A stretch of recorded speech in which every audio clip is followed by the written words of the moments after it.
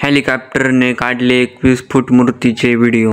नमस्कार पब्लिक, मी आपला श्रीपाद। आता तुम्ही शेवटपर्यंत व्हिडिओ बघा, मग तुम्हाला समजेल की पुढे काय घडलं। आम्ही दहीहंडी उत्सव बघण्यासाठी विटे गावातील दत्तगड मंदिर येथे गेलो। तिथे अकोले तालुक्याचे आमदार सुद्धा आले होते। बारीक मुलांची दहीहंडी फुटल्यानंतर मोठ्या मुलांची दहीहंडी फोडण्याची तयारी सुरू झाली।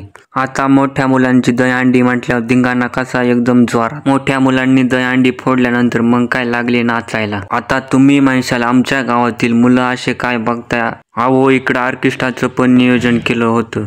दहीहंडी फुटली आणि मग पोरं कुदले ऑर्केस्ट्रा बघायला। त्यामध्ये आमची ब्लॉगर कम्युनिटी आली, त्यामध्ये पोरं लागले आमच्याकडे बघायला। आता आमची ब्लॉगर गँग एकत्र आली आणि आम्ही नाचणार नाही असं कधी होईन का? मग काय कुदले लगेच नाचायला। आणि त्यामध्ये एवढे फॅन भेटले की विचारच करू शकत नाही। तेवढं शक्य होतं तेवढ्या पोरांसंग फोटो काढले। ऑर्केस्ट्रापेक्षा काका भारी नाचत होते।